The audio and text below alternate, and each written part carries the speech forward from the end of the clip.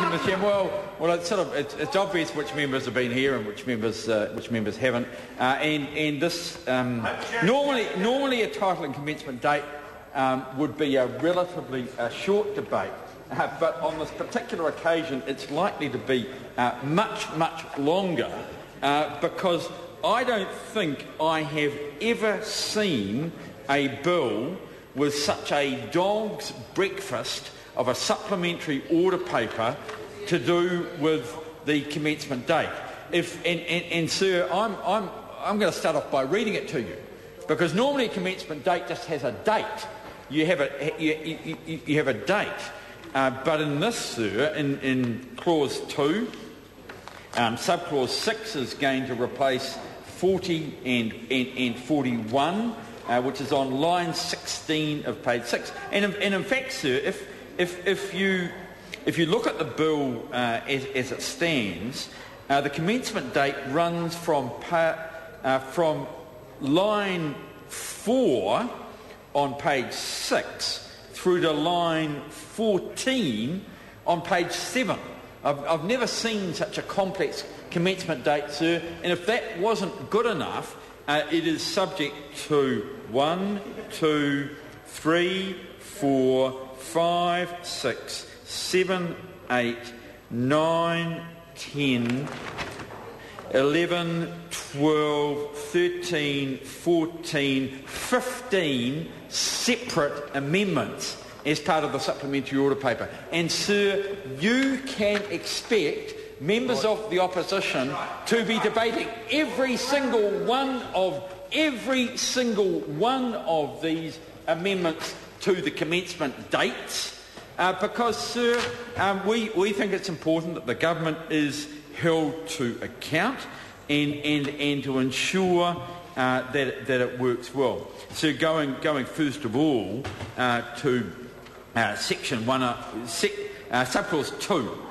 Which is not, and to be fair, I want to be fair to the Minister who's in charge of the bill now. I'm not sure if she'll be the Minister in charge of the bill after dinner. I reckon I'll give the sack over the dinner break because of the way that it's been handled. But subclause 2, and this is not affected. So most of these are affected by the supplementary order paper, but subclause 2 is not so affected.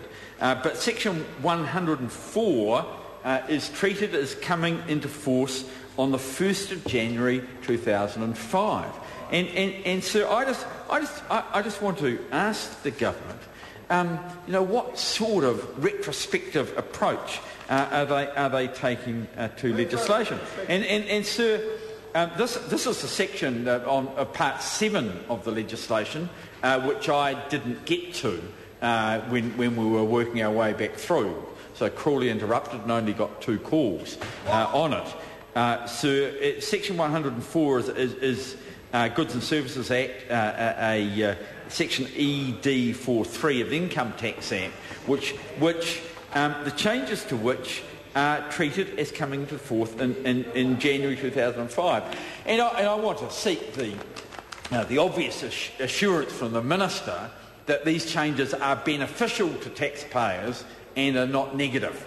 It is one of the principles of retrospectivity in taxation legislation that one can be aggressive in a prospective sense, but when one is dealing with legislation retrospectively, as we are in this case, it should only be to the benefit of taxpayers, and the assurance that I'm seeking is, because of this date, and I want to say it shouldn't be a hard question to answer, because it's not one of the more complicated questions which we'll be getting to soon, which are affected by the supplementary order paper, but that is under subsection 2, the treat is coming into force on the 1st of January 2005. And in a similar way, sir, I want to now refer to subclause 3 of clause 2, which is the commencement clause. And I'm doing a cross-reference, and I can confirm that this is not affected, subclause 3 is not affected, Mr Chairman, by... Mr Chairman, Honourable Trevor Mallett. Mr Chairman, I can confirm that subclause 3, neither, along with subclause 2, is not affected by the supplementary order paper, which is very big and which will be the main focus, of course, of the debate on the commencement part.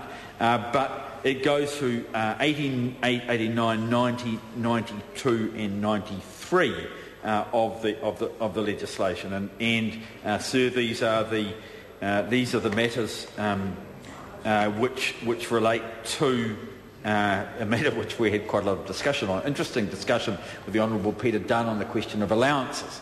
And the opposition moved an amendment to backdate that particular taxation arrangement. It was not successful, but of course if we had been successful we would have had to shift the commencement date as well. But again, I wanted to check and make sure that these arrangements are in fact beneficial to the taxpayers, because my interpretation, sir, is that they are not.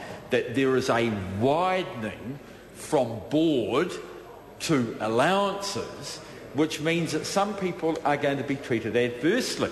And if we are treating them adversely back to 2005, 2006 and have a commencement date, and this is clause 88, it's section 88, but it's clause 88 of the bill, it will be, and it relates to part 4, Mr Chairman, that is a real question.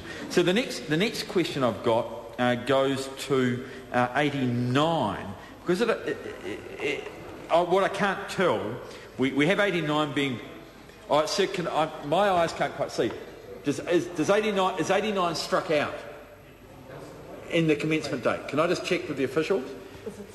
There may be a line there which is not well printed, because clause 89 of the bill is struck out. It was struck out of the bill at the Select Committee, and I wanted to check that we're not bringing into force a commencement, giving a commencement date to a clause which in fact, I'm pleased that someone else is awake. But see, most of the strikeouts are very clear. It looks like there's a bit of a dirty mark on the page, but I can't quite tell whether 89 on line 9 it's struck out. I thank the Minister for her assurances in that, and I'll move then on to clause 90.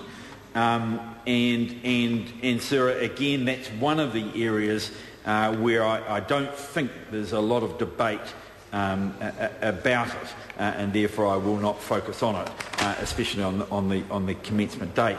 But sir, employment-related loans is something which is very important, and it is, clearly we've already made a decision that it applies for the 2005, 6 and later income years, but what we're doing here is bringing it into force at an earlier date, back as 1st of April 2005, which is appropriate for the 2005-2006 tax year. But again, and I'm interested in my colleagues who have more legal experience than I do, I am very concerned at clause 92, employment-related loans, and the changes which are occurring there.